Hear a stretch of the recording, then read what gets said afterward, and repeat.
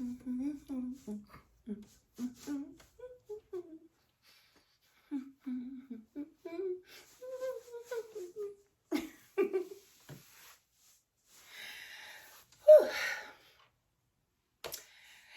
guys, it's your girl Tower Crush back with another review, and this time it is for The Oval on BET. If you haven't already, please hit my subscribe button down at the bottom. Thank you so very much. Let's get right into it because not a lot happened, so I'm not going to drag this review on because to me the episode was quite disappointing. Okay, so I'm just going to talk about a few of the things that happened because again, this was a very disappointing episode. So let's start with Nancy with her crazy self. Now, we know Nancy been on somebody's drugs because Nancy just been acting too weird, too strange, too crazy. Well, today beat all. She definitely admitted to having taken a drug. She told Sharon that she was cured, that when she goes to the camp, that they make you take this pill that makes you whole. And Sharon's like, well, what's in the pill? She said, I don't know. But I feel so good. I ain't never felt so good. You know, that's what she keeps saying. And so she was like, do you want one? And Sharon was like, yeah. So, of course, Sharon didn't take the pill. She made it look like she was taking it. She put it down, but she gave it to Dale to take to the pharmacy to ask Kareem to break it down for her. So Nancy was just basically acting very strange. And then later, after all of her strange behavior, she really stopped acting happy and started acting extremely sad. And she said that she knew there was something wrong with Barry and that it wasn't good. And she said she had the same feeling when, when Pinky died. Remember, Pinky was her secret child. So she started crying. Like, she just immediately started mourning her son, which is crazy. But, Sharon was right there because she neglected to go to work so she could stay with Nancy because she knew something was wrong with her.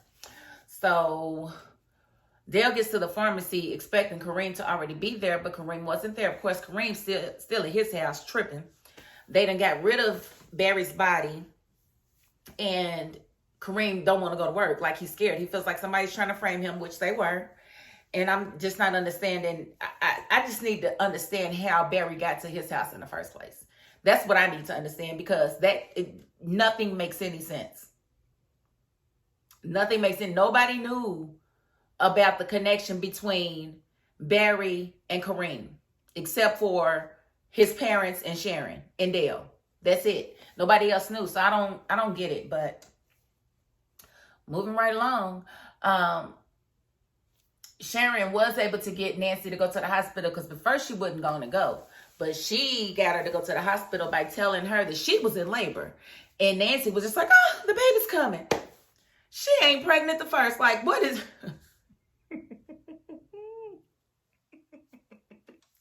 I really don't understand. I don't understand, but that's just what happened. So she's on her way to the hospital. And then we'll go to Alan and Alonzo in Alan's apartment with Jason in the other room. And, of course, Cal gets there with that other funny looking dude. They used the flashbang to try to come in the place.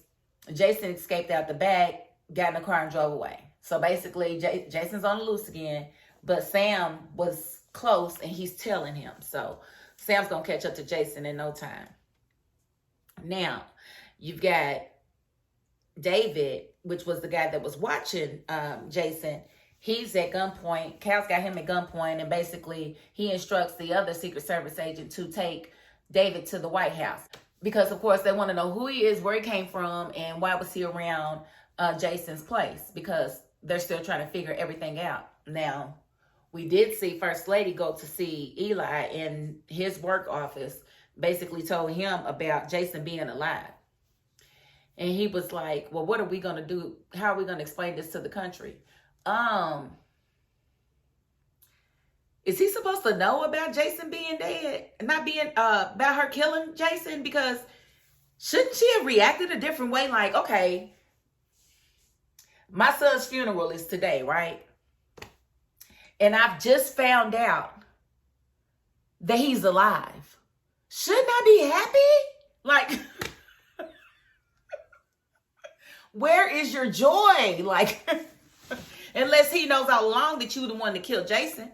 Like, I don't understand why you're not, I don't get that part. Y'all can maybe help me with that, but she definitely didn't have any emotion when she wouldn't told him that her son was still alive, and all he's worried about is how we gonna tell it to the country. I thought you was trying to get them out of office. Now, and I saw her plant something on his jacket. I didn't know exactly what it was, but we found out it was an earring. Oh, she's trying to break up his marriage. You don't even want him. You do not want him. Why are you trying to do that? She's so bored. She's such trash. She is such trash. And y'all know I ain't lying. But, you know, that's Victoria for you. We did not see Priscilla at all, which was good. Was very happy about that. And I think Max is going to I think he's going to pick up on the fact that First Lady and Eli are kind of because we already know that his wife knows that he's cheating. She's pretty much figured out that it's Victoria because the call said it was coming from the White House. And then she heard what was being said, and she knows that he wasn't talking to Hunter like that. So it couldn't have been nobody but Victoria. So definitely Simone is on top of things, and she's like, baby, we not doing that. Okay, not under my nose, you won't. So she's definitely on top of things. Then we did see her and Bobby, and I thought that they was about to have a little rendezvous. He's taking her shoes off and whatnot. And I'm like, Bobby, I didn't say you could be touching on her feet. I mean, I don't want to have to put you out, but I will. Don't be touching on her feet. She ain't nobody. So, but she let Bobby know that he would just be working with her husband. And she didn't appreciate him putting his hand on the small of her back. Yes, you did. Girl, you want that man. He is fine. Don't do that. If you didn't like it, you would have said something when he did it and corrected him, but you didn't. It's just that he's being so professional with you, you don't want to throw yourself at him, which thank you for having a little bit of class. But we all know you want him. We all know you want him. You want your lick back. You do. You do. So we'll see how that works, because she definitely saw Eli's jacket and she went to pick it up and the earring fell out. So she knows. She looked at that earring and she looked at that door. She knows exactly what's going on. So I can't wait to see that whole thing blow up, because she's got some one-liners too that I know she can really come at Victoria. If Victoria wants it, she can bring it to her. So Richard is definitely looking for Sam because he believes that the cult has done something with Barry. And, you know, Sam is just basically trying to pull everything together. He tells Richard, you know, to hold tight. And Richard's like, nah, I'm going in. If you don't go, I'm going. And so now, right now, Sam is trying to handle the Jason situation to get him under control. And then he can go ahead and help Richard.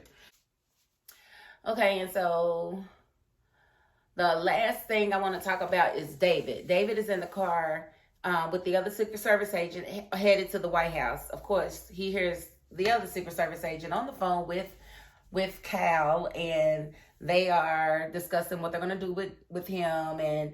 And he gets off the phone. So dude's like, where are you taking me? He was like, you'll see. And he was like, we're at the White House.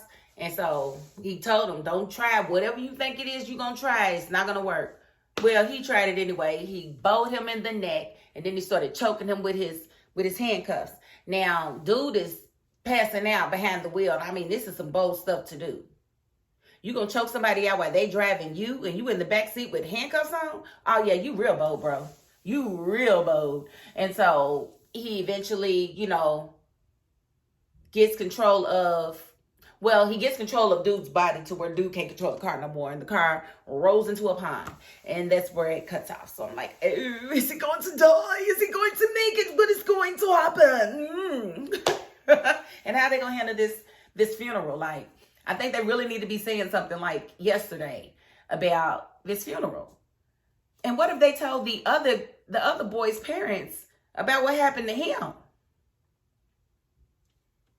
Can somebody answer any of these questions for me? Because it's just strange. It's very, very strange. That's all I know. I'm going to end the review right there because, again, there was a lot that happened, and I don't want to drag this thing out. So, again, thank you all for rocking with me. This early in 2023, we are already in February. How did that happen? It is February already. I just have a feeling I'm going to be 80 in no time, and I just really need time to slow down just a little bit. Can I at least smell the flowers? Can I smell the flowers? I mean, slow down time, because I mean, it's definitely rolling. My grandson is 7 months today. 277 months. 277 months. He was born on 7722. Again, so if you haven't already, please hit my subscribe button down at the bottom. Thank you so very much. And if you are not the subscribing type, you know what? You got to the end of this video, and that's more than I could ever ask of you. So thank you so very much. Okay? Okay? All right. And that is my $5.02. Peace.